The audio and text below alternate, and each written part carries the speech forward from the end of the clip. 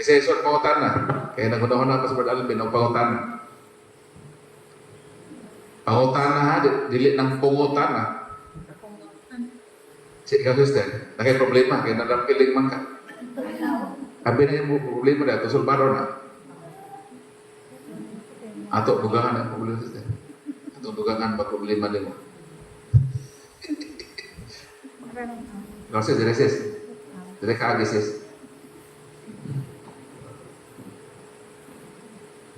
Sa gusto mong kuhang libro ha, nara nga ato display dito.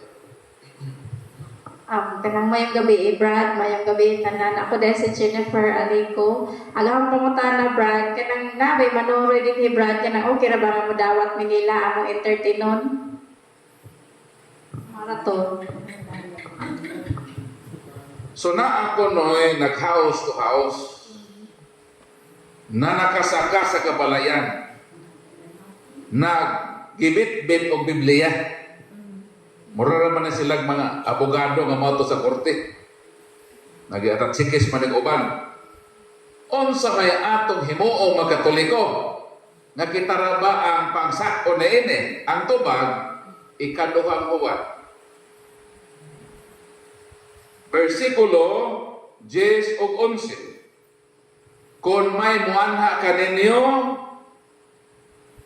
nga dili magtudlo niining maong pagtulun-ana, ayaw siyang dawata sa inyong balay o bisan gani sa pagtagad kaniya, kay ang magtagad kaniya nag-ambit sa dautan niyang buhat. Kung sa daw?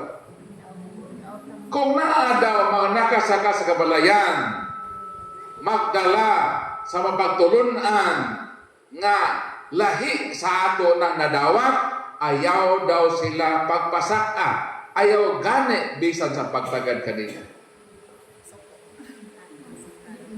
O si buhaton sa Katoliko.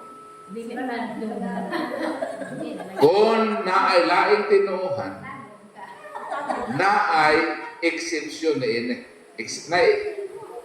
Exempted ini nga rule ba?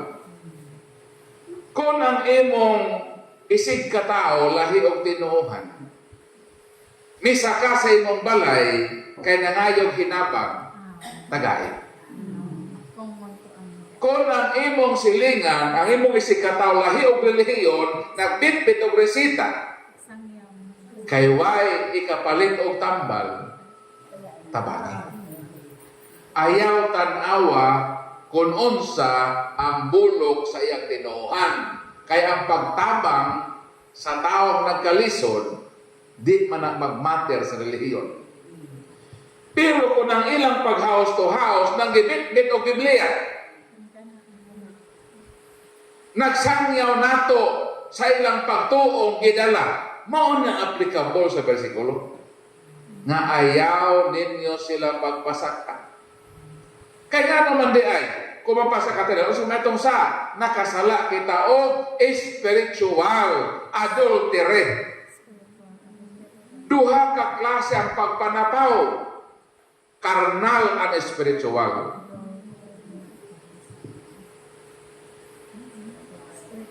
Pananglitan. Kung dunay usa ka lalaki, buutan, ambungan, kwartahan, una sister, musaka sa imong balay, sino mga sister? Ha? Adriana. Ana lang para sa nabay lalaki sister. Ambungan, guwapo, disente, buutan. Musa kasi ang balag na an kining wa man ko yung banag ito magsipo no. Pwede ba mamisita ko nimo? Kaya na in love ko nimo. Buutan man ko. Disente man ko. Kwartahan man ko. Sugda ko. Higog mata ka. Asa may matubag? Isi pasawa. Dahil na may Ginoo. Mao lagi. Ang imong tubag mao ni bisan unsa ka buutan. Naa namang ko'y bana. Mao por na sa ato. Bisan pa sa house to house, mapurmo Maayo man ang matuhangan eh. Ginoo man nagidala. Pero Katoliko naman ta. Katoliko naman ta. Kung modawatan nila, kisapawa nato ang atong pagtuo sa ilang pagtuong gidala. Mao nang gitawag espirituhanong pagpanabaw. Itang Katoliko sa diyang gibunyagan ta daw samara nga nakasal na ta o naninyo na ta sa atong pagtuong Katoliko. Mao na hinumduman nato. Kung sa ato hinumduman, itang mabinunyagan daw samara nga naminyo na ta sa atong pagtuong Katoliko. Si Kristo ko na itong bana. Asa ang mga ni Kristo? Sa ato pa, naminyo na ta. Karon kung naapay, maulitaw na ito, maminyo na kang dako, nakapanapaw na gana. Mauna nga, kung ang imong isig katao, nga lahi og tinuhan mo saka, kung nangay hinabang, tabangi. Pero kung mo yung magsangya mo sa magto, Brad, Pastor, Katoliko na ba din eh? Angay mong magsangyaw, Pastor, sa langang lugar, huwag pa'y Ginoo. Asa man na mabasa? Roma Kapitulo 15, sa nagyon din eh. Asa man angay nga dapit sila magsangyaw. Tuba, gitinguha ko kayo, Roma 15:20. Gitinguha ko kayo kanunay ang pagsangyaw sa maayong balita sa mga dapit diin wala pa ikasangyaw si Kristo. Sana? Sa mga lugar. Sa do'y sangyaw si Kristo? Sa mga magsasangyaw nga nagsangyaw-sangyaw?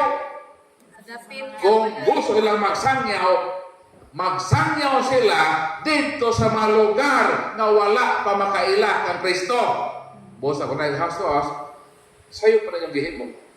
Mato sa Bible, magsangyaw sa lugar na wala pa mailhi si Kristo. So ayaw may sangyawi kang Kristo, kay nakailan na kang Kristo. Si Kristo ang among Ginoo. Si Kristo among gikalawat kanunay na santos na misa. Ayaw mi padawata og inyong Kristo, kay gidawat na namo si Kristo.